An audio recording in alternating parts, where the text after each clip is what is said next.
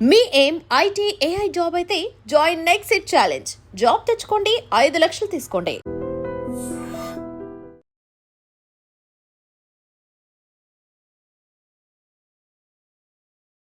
నమస్తే, welcome to iDream talking point with Kavitha.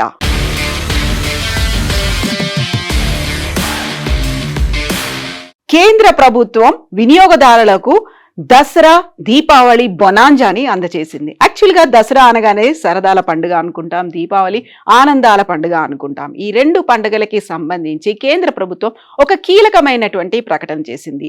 GST వస్తు సేవల ట్యాక్స్ ని సంబంధించి సవరణలు చేసింది. దాని ప్రకారం నవరాత్రులు ప్రారంభమైనటువంటి మొదటి రోజు అంటే సెప్టెంబర్ 22 నుంచి జిఎస్టికి సంబంధించినటువంటి సరికొత్త స్లాబులు అందుబాటులో ఉంటాయని కేంద్ర ప్రభుత్వం అనౌన్స్ చేసింది. గతంలో 5%, 12%, 18%, 28% ఇలా 4 స్లాబుల్లో జిఎస్టి అనేది ఉంటే ఈసారి దాన్ని 12%, ఆ తర్వాత 28% తొలగించేశారు. దాంట్లో 5% లేకపోతే 18% వాటిని క్లబ్ చేసి సరికొత్త స్లాబుల్ని విధించారు. At the same time 40% slab అనేది కూడా ఉంది. అందులోకి ప్రీమియం లగ్జరీ ప్రొడక్ట్స్ వస్తాయి. అలాగే పొగాకు ఆధారిత టొబాకో ఆధారిత ప్రొడక్ట్స్ అనేవి 40% స్లాబుల్లో వచ్చేలా ఉన్నాయి. ఇటీవలే స్వాతంత్ర దినోత్సవం నాడు ఎర్రకోటలో ప్రధాని మోదీ ప్రసంగం చేశారు. జిఎస్టి 2.0కి సంబంధించి ఒక కీలకమైనటువంటి ప్రకటన, ఒక శుభవార్త ఉండబోతుంది అంటూ ఆయన చేసినటువంటి ప్రసంగానికి అనుగుణంగానే కేంద్ర ప్రభుత్వం ఈ నిర్ణయాన్ని తీసుకుంది. జిఎస్టికి సంబంధించినటువంటి సవరించిన స్లాబుల జాబితాని కేంద్ర ఆర్థిక శాఖ మంత్రి నిర్మలా సీతారామన్ అనౌన్స్ చేశారు. దాని ప్రకారం నెక్స్ట్ జన్ జిఎస్టి రిఫార్మ్ అనే దాంతో for is of living and to build Atmanirbhar Bharat ఇందులో ప్రధానంగా ఈ మధ్య కాలంలో అమెరికా నుంచి విధించినటువంటి టారిఫ్లు 25+25%, 50% అనేది ఉంది. కాబట్టి మన వస్తువుల్ని మనమే ఉత్పత్తి చేసుకోవాలి, మన వస్తువుల మీద మనం ఆధారపడాలి, వాటిని వినియోగం పెంచాలి అనే దాంతో ఆత్మనిర్భర్ భారత్కి సంబంధించి సరికొత్త నినాదాన్ని మళ్ళీ ప్రజల ముందుకి తీసుకొచ్చారు ప్రధానమంత్రి నరేంద్ర మోదీ. అందులో భాగంగానే జిఎస్టికి సంబంధించినటువంటి సరికొత్త స్లాబులని అందించారు. For farmers to enterprises, from house hold to business, the next Jan GST brings happiness for all. అందరికీ సంతోషాన్ని ఇచ్చేటటువంటి ఒక వార్తని మేము అనౌన్స్ చేస్తున్నాము అంటూ కేంద్ర ప్రభుత్వం అయితే జిఎస్టిని సవరించినటువంటి స్లాబుల జాబితాను అనౌన్స్ చేసింది. Save big on daily essentials, relief on health care sector, affordable education, uplifting farmers and agriculture, automobiles made affordable, save on electronic appliances. యాక్చువల్గా ఇందులో మనకి విద్యుత్తో నడిచేటువంటి వాహనాలతో పాటుగా గతంలో చదువుకి సంబంధించి షార్ప్నర్లు, పెన్సిళ్ల మీద కూడా జిఎస్టి వేస్తారా అనేటువంటి వాదన. దీంతో పాటుగా మహిళలకి అత్యవసరం, నిత్యావసరంగా మారిపోయినటువంటి శానిటరీ ప్యాడ్స్ మీద కూడా జిఎస్టి అనేది ఉంది. కాబట్టి పెద్ద ఎత్తున చర్చ జరిగింది. ఆ తర్వాత అది సుప్రీంకోర్టు దాకా కూడా వెళ్ళింది.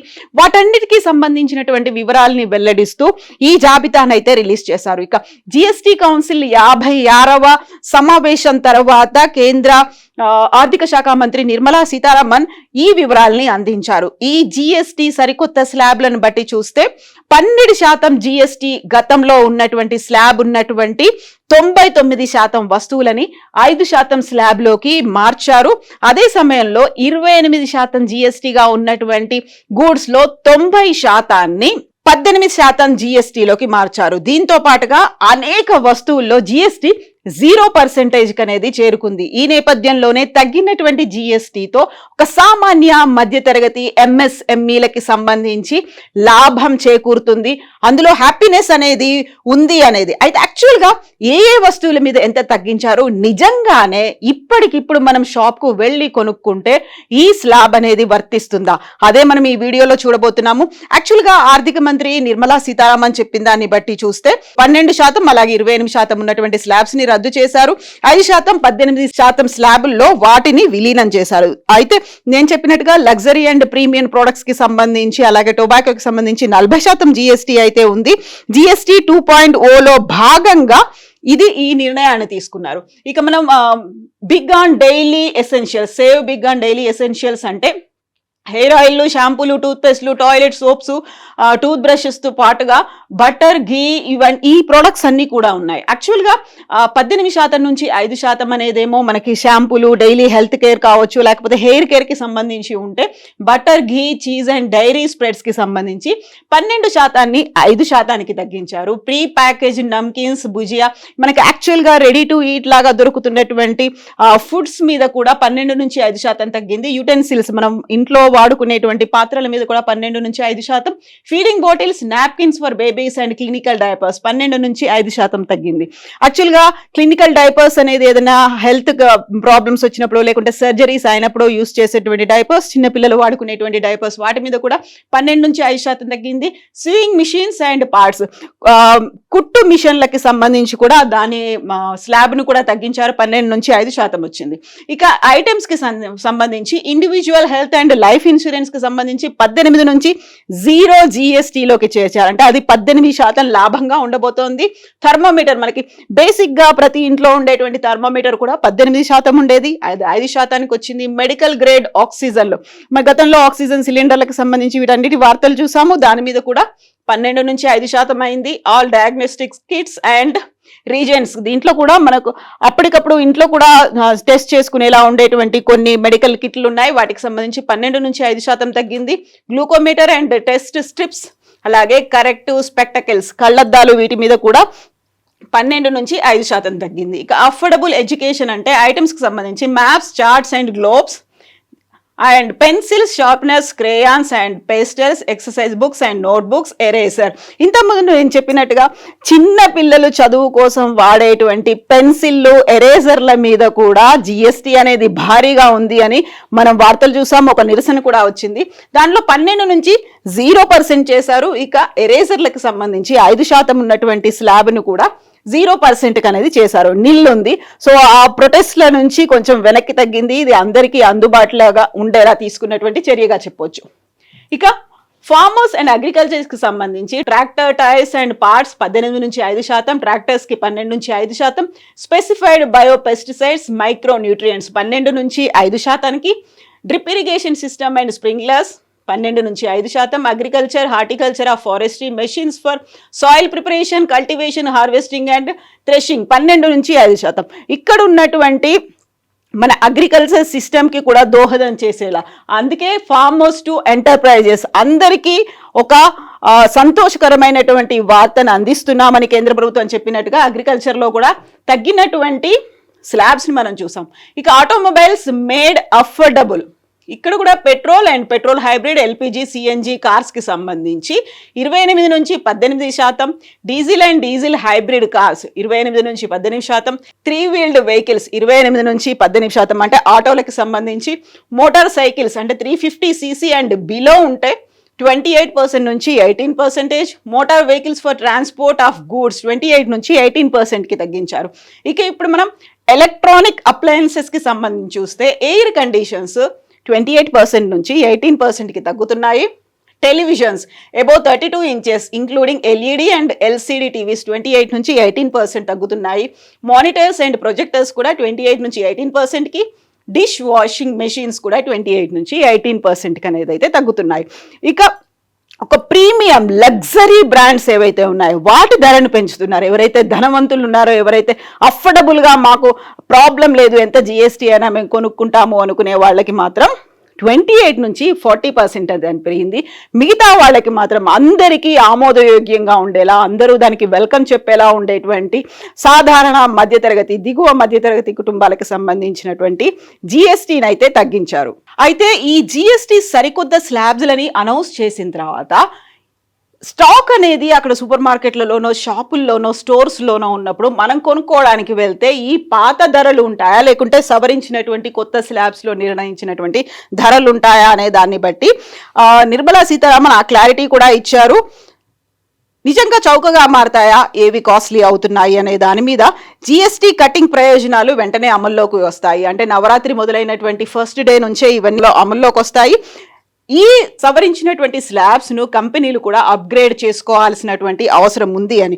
ఒకవేళ ఆల్రెడీ కొనుక్కున్నారు, లేకపోతే వాటికి సంబంధించినటువంటి తయారీదారులు ఉన్నారు, దుకాణదారులు, తయారీదారులు ఎవరైనా ఉన్నారు అంటే గతంలో ఉన్నటువంటి స్లాబ్ని వాళ్ళు చెల్లించాల్సినటువంటి పరిస్థితులు ఉంటాయి, ఆల్రెడీ చెల్లించి ఉంటారు కాబట్టి వాటిని ఇన్కమ్ ట్యాక్స్కి సంబంధించి క్లెయిమ్ల రూపంలో కూడా పొందుపరుచుకోవచ్చు. అంటే ఎట్ ఎనీ కాస్ట్ అందరూ తగ్గించాల్సిందే. ఒకవేళ మేము ఎక్కువ పెట్టి మేము కొనుక్కున్నాము, వాటిని మళ్ళీ మేము అమ్ముతున్నాము, లేకుంటే తయారీలో ఎక్కువ ధర పెట్టాము అన్నప్పటికి కూడా ఇన్కమ్ ట్యాక్స్ క్లెయిమ్లు అనేది చేసుకోవచ్చు అనేది. సో వస్తువులను పాత రేట్లలో అమ్మడానికి ఎట్టి పరిస్థితుల్లోనూ వీళ్ళు లేదు. ఒకవేళ మనం తీసుకోవాలనుకున్నటువంటి వస్తువు ఎక్కువ ధరకు అమ్ముతున్నారు, పాత రేట్లకే అమ్ముతున్నారు అనుకుంటే వెంటనే వినియోగదారుల ఫోరంకి కూడా కంప్లైంట్ చేయొచ్చు అనేది జిఎస్టీ సవరించిన స్లాబ్ల తర్వాత ఆర్థిక శాఖ మంత్రి నిర్మలా సీతారామన్ అనౌన్స్ చేసినటువంటి ఒక ప్రకటన. ఒకవేళ ఫాస్ట్ మూవింగ్ కన్జ్యూమర్ గూడ్స్ ఏవైనా ఉన్నాయి, ఎఫ్ఎంసీజీలు ఉన్నాయి, అవి పాత రేట్లకే అమ్ముతున్నారు అనుకుంటే, ఏదైనా కంపెనీ పాత ఎంఆర్పి మీదే అమ్ముతోంది అంటే ఇమ్మీడియట్గా దాన్ని లాభార్జన కింద చూస్తారంటే వాళ్ళు ఒక లాభం కోసమే అలా అమ్ముతున్నారు, ఒక అందులో వినియోగదారులకి నష్టం కలుగుతోంది కాబట్టి ఫోరాన్ని ఆశ్రయించవచ్చు అనేది. దీంతో పాటుగా competition commission of India CCI దీని మీద చర్యలు కూడా తీసుకుంటుంది. యాక్చువల్గా ధర సవరించినటువంటి స్లాబ్లని ఆ ధరలకి అనుగుణంగా మార్పులు చేశారా లేదా ఇది తెలుసుకోవడానికి కన్స్యూమర్ ఫోరంలు అలాగే సిసిఐలు ట్యాక్స్ డిపార్ట్మెంట్లు వీటిని పర్యవేక్షిస్తాయి అనేది నిర్మలా సీతారామన్ చెప్పినటువంటి మాట. సవరించినటువంటి రేటు కనుక లేకపోతే వినియోగదారుడు బిల్ కూడా తీసుకోవచ్చు, కన్స్యూమర్ ఫోరాన్ని కన్స్యూమర్ కోర్టును కూడా సంప్రదించవచ్చు అనేటువంటి ఒక భరోసాని నిర్మలా సీతారామన్ అయితే ఇచ్చారు. తనకి మానిటరింగ్ అనేది కేవలం అక్కడ ఉన్నటువంటి కాంపిటీషన్ కమిషన్ ఆఫ్ ఇండియా, వినియోగదారుల ఫోరం లేకుంటే ఇన్కమ్ ట్యాక్స్ మాత్రమే కాదు, వినియోగదారులు కూడా వాళ్ళంతట వాళ్ళుగా చెక్ చేసుకోవచ్చు. పాత ధర ఏంటి, ఇప్పుడు సవరించిన ధర ఏంటి అనేది కూడా వాళ్ళంతట వాళ్ళు చేసుకోవచ్చు అనేది. అంటే పాత ధరలు ఎలా ఉన్నాయి, కొత్త ధరలు ఎలా ఉన్నాయి అనేది చూస్తే 1000 రూపాయల వరకు ఖరీదుగా ఉండేటువంటి 1000 రూపాయలు పెట్టాల్సినటువంటి చెప్పులు పాదరక్షలకి సంబంధించి చూస్తే వినియోగదారులపై గతంలో 12% పన్ను అనేది ఉండేది. 1000 రూపాయల కంటే కూడా ఎక్కువ ధర అయ్యి ఉంటే అది 18% స్లాబ్ పరిధిలోకి వచ్చేది. అయితే ఇప్పుడు 12% తీసి వేశారు కాబట్టి కొత్త పన్నుల స్లాబ్ ప్రకారం గతంలో మనం 1000 రూపాయలని కనుక ఒక బెంచ్ మార్క్గా మనం చూసుకుంటే ఇప్పుడు 2500 రూపాయల వరకు ఉన్న పాదరక్షల మీద 5% జిఎస్టీ అనేది ఉంటుంది. 2500 రూపాయలకు పైబడి ఉంటే మాత్రం అది 18% జిఎస్టీ పరిధిలోకి వస్తుంది. సో ఇప్పుడు మనం కార్లకి సంబంధించి కనుక చూసుకుంటే ప్రీమియం కార్లు అనేవి ఉంటాయి, పెట్రోల్ డీజిల్ వేరియంట్లకి సంబంధించి గతంలో దాదాపుగా 50% వరకు పన్ను అనేది ఉండేది. అందులో 28% జిఎస్టీ ఉండేది. దీనికి తోడుగా 22% అదనపు సెస్ అనేది ఉండేది. 28 + 22% అనేసరికి అది ప్రీమియం కార్లు డీజిల్ కావచ్చు లేకుంటే పెట్రోల్ వేరియంట్లకి సంబంధించి 50% సెస్ అనేది 50% పన్ను అనేది ఉండేది. ఇప్పుడు దాన్ని ఉన్నటువంటి అదనపు సెస్ని తొలగించారు. అంటే 22% ఉన్నటువంటి అదనపు సెస్ను తొలగించారు. దీంతో పాటుగా జిఎస్టీని పెంచారు. అంటే 22% తొలగించినప్పటికీ అక్కడ ఉన్నటువంటి 28% జిఎస్టీ 40%కి పెంచారు. అంటే గతంలో చెల్లించినట్టుగా 50% కాకుండా ఇప్పుడు 40% చెల్లించాల్సి వస్తుంది. ఆ 10% తేడా అయితే ఉంటుంది అనేది.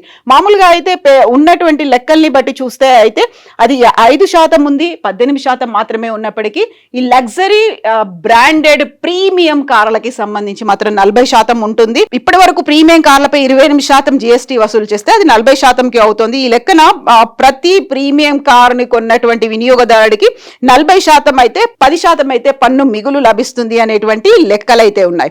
యాక్చువల్గా మనకి స్మార్ట్ టీవీలు కావచ్చు, ఏసీలు, డిష్ వాషర్లతో పాటుగా టీవీలు, ఎలక్ట్రానిక్ గూడ్స్ వీటన్నిటికీ దసరా దీపావళికి సంబంధించి ఒక బంపర్ ఆఫర్లు, బొనాంజాలు ఇలాంటివన్నీ ఉంటాయి కస్టమర్లని ఆకర్షించడానికి.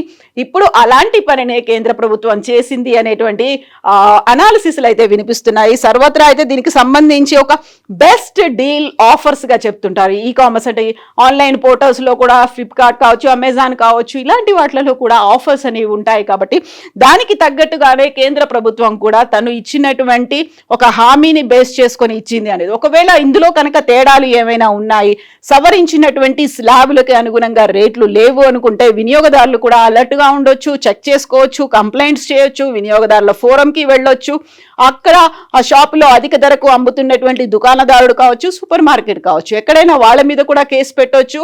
కంప్లైంట్లు కూడా చేయొచ్చు. ఈ ఫెసిలిటీకి సంబంధించి ఒక మంచి శుభవార్త, పండుగని ముందుగానే తెచ్చినటువంటి ఆనందకరమైనటువంటి వార్తని కేంద్ర ప్రభుత్వం నిర్మలా సీతారామన్ అయితే అనౌన్స్ చేశారు. ఒకవేళ ఇంకా ఏమైనా డౌట్లు ఉన్నాయి, లేకపోతే వినియోగదారులని షాపులు, దుకాణదారులు మోసం చేస్తున్నారు అంటే కంప్లైంట్ చేసుకునేటువంటి ఫెసిలిటీ కూడా ఉంది.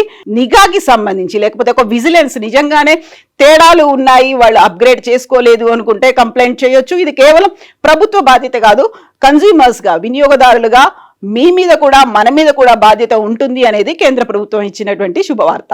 And for more videos, Please subscribe to iDream. Please subscribe to iDream. Please subscribe iDream. And please subscribe to iDream. For more videos, subscribe to iDream. please like, share and subscribe to the channel. Congratulations, iDream. Subscribe to iDream. Subscribe to iDream. So subscribe to iDream Media.